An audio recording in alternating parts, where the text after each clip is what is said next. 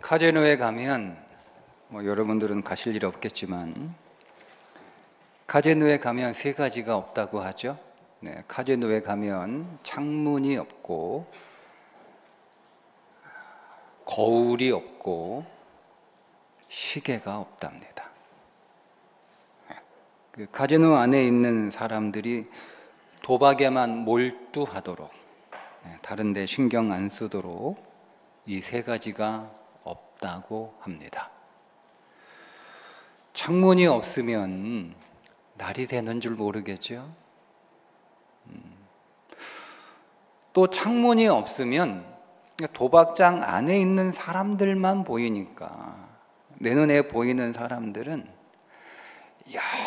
열심히 도박하는 사람들만 보이는 거예요. 창밖에서 나와 다른 삶을 살아가는 사람들이 보이지 않고 그냥 나처럼 도박을 열심히 하는 사람들. 그러니까 나도 도박 열심히 해야겠다.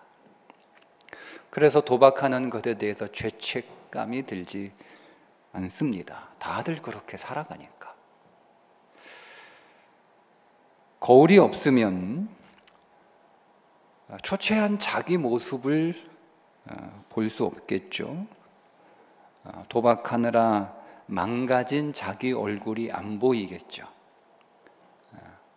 머리는 헝클어지고 수염은 덥수룩해고 눈은 휑하니 푹 들어가고 양볼이 온폭 들어가 광대가 솟아오른 그런 휑한 얼굴이 보이지 않으니 도박으로 망가진 자기의 모습을 볼 수 없으니 불안함도 없을 것입니다.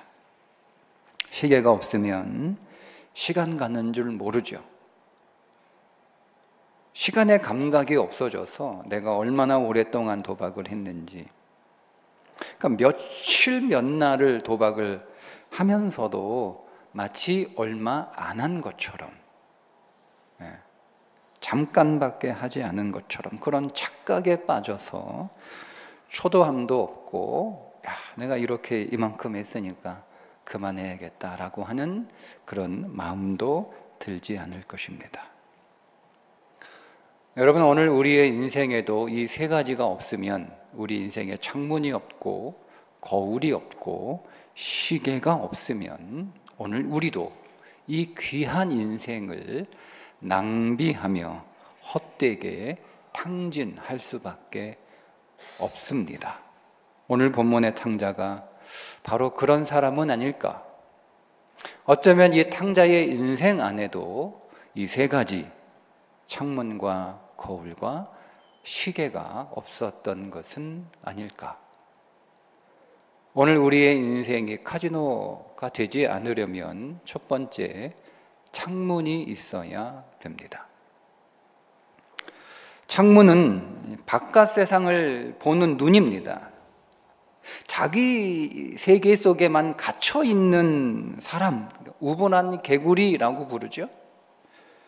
그러니까 자기 세계 안에 갇혀 있으면 우물한 개구리밖에 될 수 없어요. 다른 사람들은 어떻게 살아가는지, 그리고 세상은 또 어떻게 돌아가는지를 우리가 보고 알아야 내가 좀 자극도 받고 도전도 이렇게 받아서 성장할 수가 있습니다. 더군다나 세상의 빛과 소금으로 살아가는 그리스도인들에게는 더더욱 이 세상을 볼 수 있는 창문은 중요합니다. 게다가 여기에 더해서 오늘 우리 그리스도인들은 이보다 더 중요한 창문이 있습니다. 그건 바로 하늘창, 하나님 나라를 볼 수 있는 창문입니다.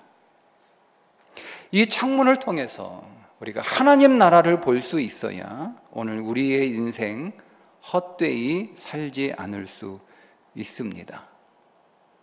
전도서의 결론이 뭡니까? 하나님을 기억하라. 죽기 전에 하나님을 기억하라.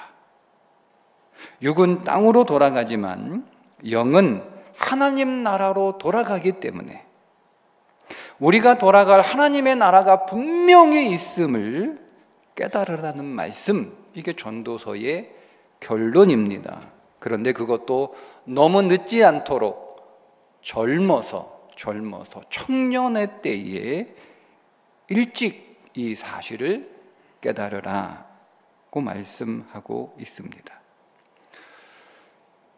땅에 쌓을 곳이 없도록 큰 부자가 된 사람이 어리석었던 이유는 그의 인생 안에 하나님 나라를 볼 수 있는 창문이 없었기 때문입니다. 거지 나사로가 매일 구걸을 했던 그 부자가 죽어 불타는 음부에 들어갔습니다. 얼마나 후회가 되는지. 자기는 이미 틀렸지만 남아있는 가족들만큼은 여기로 오면 안 된다고 나사로를 보내 이 사실을 자기의 형제들에게 좀 알려달라고 사정을 하지 않습니까? 이 부자는 죽기 전에 세상에서 자색옷과 고운 베옷을 입고 날마다 호화롭게 즐겼지만 그의 인생 안에 창문이 없었습니다. 사도 바울은 골로새서 3장 2절에 위의 것을 생각하고 땅의 것을 생각하지 마라. 감사하게도 오늘 우리 그리스도인들에게는 위의 것을 볼 수 있는 창문이 있습니다. 여러분, 노아 방주엔 단 하나 유일한 창문이 있었습니다. 그 창문은 바로 하늘창, 하늘을 향하여 열려 있는, 하늘을 볼 수 있는 창문이었습니다. 그런데 그 노아 방주 안에 하늘을 볼 수 있는 창문이 있다 하더라도 그 배 안에 타고 있는 사람들이 그 하늘창으로 하나님 나라를 보지 않는다면 의미가 없겠죠. 사도 바울은 만일 그리스도 안에서 우리가 바라는 것이 다만 이 세상의 삶뿐이면 모든 사람 가운데 우리가 가장 불쌍한 사람이다. 우리가 영원히 살아가게 될 하나님의 나라, 그 천국은 바라보지 못하고 그저 세상만 바라보고 있다면 그 세상에서 잘 사는 것이 오늘 우리의 모든 믿음의 전부라면 우리만큼 불쌍한 사람이 세상에 없다는 거예요. 성도는 오늘 우리가 영원히 살아가게 될 하나님의 나라를 볼 수 있어야 되고 그 영원히 살아갈 하나님의 나라가 우리의 유일한 소망이어야 됩니다.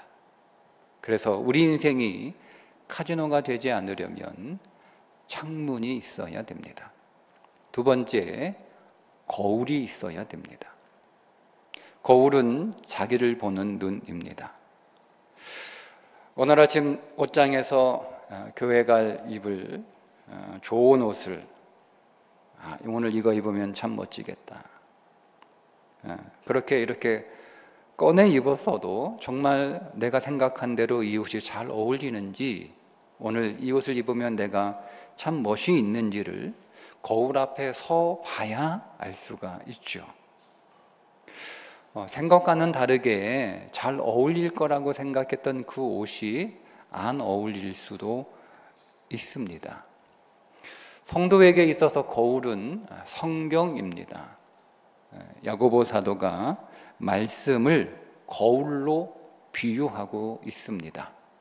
누구든지 말씀을 듣고 행하지 아니하면 그는 거울로 자기의 생긴 얼굴을 보는 사람과 같아서. 그러니까 성도는 하나님의 말씀, 이 성경 말씀 앞에 자기를 다 이렇게 세워 놓을 수 있는 용기가 있어야 됩니다. 용기가 있어요. 말씀으로 자기를 비추어 볼 용기가 필요한데, 여러분, 말씀에는 두 종류의 말씀이 있습니다. 하나는 로고스의 말씀이고 또 하나는 레마의 말씀입니다. 로고스는 기록된 말씀이고 레마는 적용된 말씀입니다. 카지노에는 거울이 없지만 백화점에는 거울이 많이 있다고 하죠. 도처에 거울이 놓여져 있대요. 물론 대부분 의류 매장일 것입니다. 그런데 그 의류 매장에 세워진 거울에 두 종류의 거울이 있다고 해요. 하나는 초라한 내 모습을 비춰주는 거울, 복도 쪽에 놓여진 거울인데, 그 복도 쪽에 놓여진 거울을 이렇게 지나가다가 자기를 딱 이렇게 비춰보면 자기가 좀 초라해 보이는 거예요. 옷도 오래 입었고. 눈을 들어 이렇게 보면 백화점 안에 진열된 아주 아름답고 화려한 옷들이 손만 뻗으면 닿을 곳에 있잖아요. 그거 보고 내 옷 보면 초라해. 근데 이렇게 눈을 들어서 매장 안을 보면 나에게 아주 잘 어울릴 것 같은, 나를 더 아주 멋있게 만들어줄 그 옷이 손만 뻗으면 매장 안에 있는 게 보이는 거예요. 사고 싶겠죠. 사고 싶어요. 야, 내가 저거 입으면, 이거 벗고 저거 입으면 아주 내가 멋있겠다. 그렇게 매장 안으로 들어가서 이제 새 옷으로 딱 이렇게 갈아입고 나오면 그 매장 안에 또 하나의 거울이 있습니다. 초라한 모습을 비추던 그 복도 쪽에 있었던 거울과는 달리 매장 안에 있는 거울, 새 옷을 입고 자기를 비춰보는 이 매장 안에 있는 거울은 우리가 눈치를 못 채지만 살짝 기울어져 있답니다. 그래서 새 옷을 입고 그 거울 앞에 딱 서면 자기가 날씬해 보인대요. 날씬해 보인대요. 그리고 조명도 아주 잘 이렇게 전략적으로 위에 띄어져 있어서 굉장히 화사하고 굉장히 멋있게, 굉장히 예쁘게 보인답니다. 옷 살길 잘했다, 잘 샀다, 이걸로 할게요 라고 이렇게 말할 만큼. 근데 집에 가서 입어보면 매장 가서 볼 때하고 다르죠? 그게 거울 때문이랍니다. 매장 안에 있는 거울은 나를 좀 왜곡되게, 좀 더 날씬하게, 더 예쁘게, 더 멋있게 보이도록 살짝 기울어져 있는 거울. 여러분, 오늘 우리가 로고스의 거울에 나를 딱 이렇게 비추어 보면 거의 대부분의 성도들은 그 말씀 앞에서 자기는 아무런 문제가 없다 이렇게 생각을 합니다. 그러니까 로고스의 말씀이 선포될 때 그게 다른 사람 이야기처럼 들려요. 지금 여러분들에게 다른 사람의 이야기처럼 들리는 것처럼. 그러니까 자기를 왜곡되게, 그러니까 살짝 기울어져 있는 거울처럼 자신을 왜곡되게 보게 하는 것이요. 나는 그렇게 큰 문제가 없는, 나는 신앙생활 잘하고 있는 사람처럼 그렇게 보여지게 하는 거울, 그게 로고스의 거울일 수 있습니다. 그래서 오늘 우리는 레마의 거울 앞에서 자신을 세워봐야 합니다. 내가 이 말씀을 적용하고 있는가? 이 말씀은 지금 내게 적용되고 있는가? 나는 지금 이 말씀대로 살고 있는가?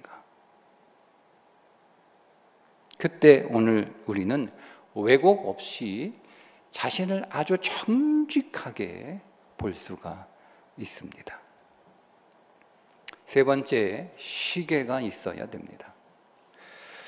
시간을 안다는 것은 때를 안다는 거죠.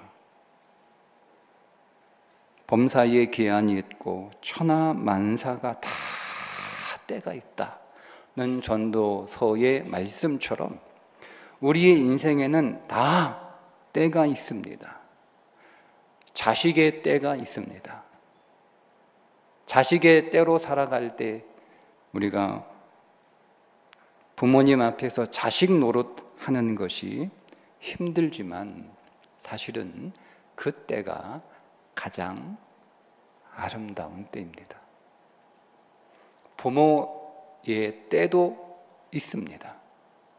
부모의 때를 살아가는 것이 여러분 힘겹지만 고달파도 내가 부모로 살아갔던 그 때가 사실은 가장 아름다운 때. 여러분 믿음 생활할 때 사역에도 때가 있습니다. 사역하는 것이 얼마나 힘들어요? 사역하는 것이 얼마나 어려워요? 그래도 사실 그 때가 내 인생에서 가장 아름다운 때, 그 때를 지나면 하고 싶어도 할 수 없어요. 그런데 전도서 3장 11절에 가면 하나님이 모든 것을 지으시되 때를 따라 아름답게 하셨고, 그러니까 모든 때가 다 아름답다. 부모의 때가 아름답다. 자식 노릇할 때가 아름답다. 사역할 때가 아름답다. 다 아름다운 거예요. 그런데 또 사람들에게는 영원을 사모하는 마음을 주셨느니라. 오늘 우리의 인생의 때가 다 아름다운 거예요. 힘들고 고달프고 어려워도 내가 자식 노릇할 때가 가장 아름다운 거고, 내가 부모 노릇할 때가 가장 아름다우고, 내가 지금 힘들고 어렵지만 내가 일할 수 있는 이 때가 가장 아름다운 거고, 내가 사역할 수 있는 때가 가장 아름다운 거예요. 그런데 그보다 더 중요한 것이 있다. 그때보다 더 중요한 것이 있다. 그게 뭡니까? 바로 영원이라고 하는 시간이에요. 그런데 오늘 우리는 지금 현실 우리에게 주어진 당장의 때에 맞춰 사느라 급급해서 영원이라고 하는 시간이 지금 점점 나에게 가까이 다가오고 있는데 그 사실을 깨닫지 못하는 거죠. 그래서 놓쳐버려요. 우리는 동시에 지금이라고 하는 이 당장의 때를 살아가면서 동시에 영원이라고 하는 시간을 살아가야 되는데 그리스도인은 두 개의 시간을 살아가는 거예요. 그래서 여러분들에게는 두 개의 시간이 있어요. 그런데 이 땅에서의 지금 당장의 현실의 시간을 살아가느라 동시에 살아가야 될 영원한 시간을 계속 그저 아무런 의미 없이 그 시간을 흘려보내고 있다라는 것입니다. 그런데 그날은 도적같이 찾아올 것이다. 도적같이 찾아올 것이다. 그런데도 많은 사람들은 아직 내게 시간이 많이 남아있다고 생각합니다. 예수님 곁에 십자가에 달려 있었던 한 강로는 그의 인생에 때를 놓친 사람이었습니다. 그런데 그는 정말 감사하게도 마지막 순간에 그 마지막 기회를 잡았습니다. 오후 5시에 부름을 받은 포도원 품꾼은 자기보다 먼저 온 사람들, 심지어 제일 먼저 온 사람들과 똑같은 1시간밖에 일하지 않았는데 똑같은 품삯을 받았습니다. 우리는 이것을 보면서 조금 마음이 할 수 있습니다. 아직 내게는 기회가 남아있구나. 여러분 잘못 생각하지 마십시오. 구원은 여러분들이 죽기 전에 아무 때나 받으면 됩니다. 여러분들이 오전 9시에 구원을 받든 오후 5시에 구원을 받든 오후 5시 59분에 구원을 받든 아무 때나 구원 받으면 됩니다. 그러나 우리 성도들에게는 구원의 때만 있는 것이 아니라 또 하나의 때, 추수의 때가 있습니다. 갈라디아서 6장 7절과 8절에 스스로 속이지 마라. 하나님은 업신여김을 받지 아니하시나니 사람이 무엇으로 심든지 그대로 거두리라. 자기의 육체를 위하여 심는 자는 육체로부터 썩어질 것을 거두고 성령을 위하여 심는 자는 성령으로부터 영생을 거두리라. 고린도후서 9장 6절 이것이 곧 적게 심는 자는 적게 거두고 많이 심는 자는 많이 거둔다 하는 말이로다. 바벨론 제국의 마지막 왕 벨사살이 잔치를 벌여놓고 흥에 겨워 술잔을 돌리던 중에 갑자기 자기 앞에 벽에 글씨를 쓰는 손가락을 보게 되는데 그 손가락이 무슨 글씨를 쓰냐면 메네 데겔 우바르신이라고 씁니다. 저울에 달아보니 모자란다는 뜻입니다. 여러분, 오늘 우리는 이 땅에서 우리의 모든 삶이 끝나게 되면 지금 오늘 우리가 살았던 삶을 하나님께서는 하나씩 지금도 셈하고 계십니다. 그 셈했던 하나님의 셈을 하나님께서 저울에 내 인생의 모든 것들을 올려놓고 그 저울을 달아보시는데 그 저울은 은혜의 저울이 아니에요. 그 저울은 공의의 저울, 아주 냉혹한 정확한 저울입니다. 거기에는 은혜가 적용되지 않습니다.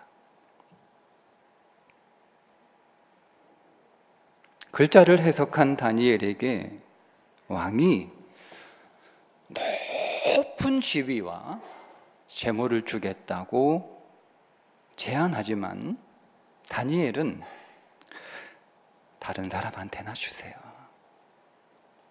다른 사람한테나 주세요. 세상이 주는 것은 하나님의 저울에 올라갈 수 없기 때문입니다. 여러분, 하나님께서 오늘 우리들에게 9월 1일 이 하루를 더 선물로 주신 줄 믿습니다.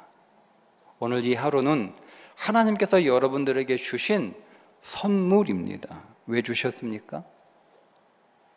하나님의 저울에 올릴 수 있는 것 하나 더 만들어낼 수 있는 기회, 그 기회를 선물로 주신 거예요.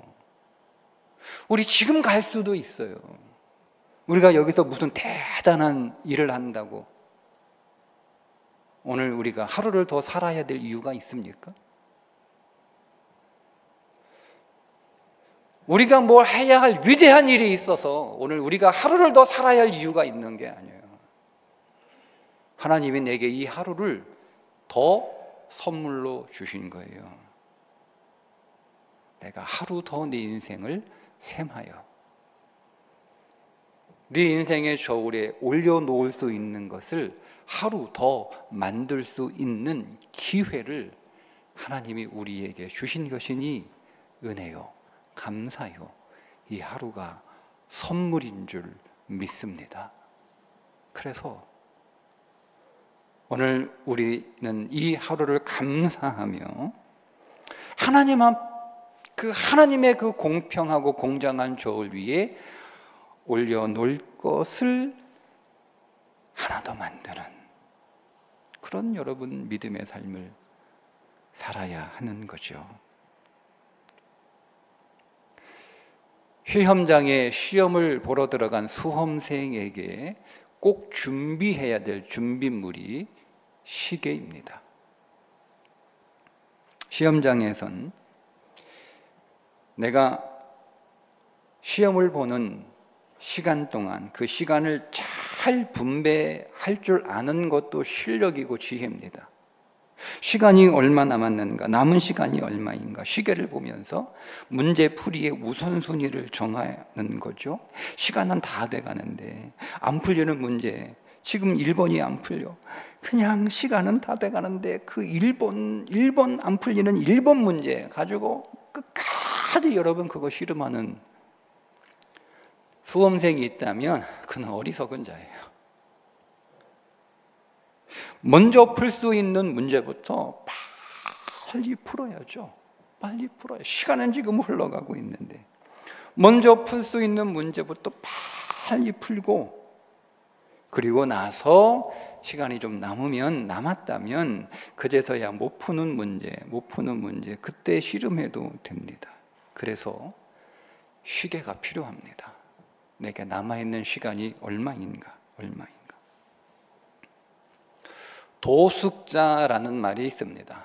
도박과 노숙자를 합친 말입니다. 강원도 정선의 카지도 주변에는 도박으로 자기의 모든 재산을 다 탕진하고도 미련을 못 버려 그것을 떠나지 못하고 노숙자로 살아가는 사람들이 많대요. 그들을 가르쳐서 도숙자라고 부릅니다. 다행히 탕자는 뒤늦게 자기의 모습을 깨닫고 그리고 결단합니다. 이에 스스로 돌이켜 이르되 내 아버지에게는 양식이 풍족한 품꾼이 얼마나 많은가. 나는 여기서 줄여 죽는구나 하고 이에 일어나서 아버지께로 돌아가니라. 자신의 꼴이 어떤 꼴인지를, 자기의 모습을 직면합니다. 그리고 눈을 돌려서 아버지 집을 바라봅니다. 그리고 이어서 지체하지 않고 더 이상 시간을 낭비하지 않고 지체하지 않고 아버지의 집을 향해서 달려갔습니다. 죽었다가 다시 살아난 아들, 잃었다가 다시 얻은 아들로 즐거워하며 잔치를 베푸시는 그 하나님 아버지의 사랑의 품에서 그동안 탕자의 낭비된 허랑방탕한 삶은 다시 새롭게 재건될 줄 믿습니다. 기도합니다.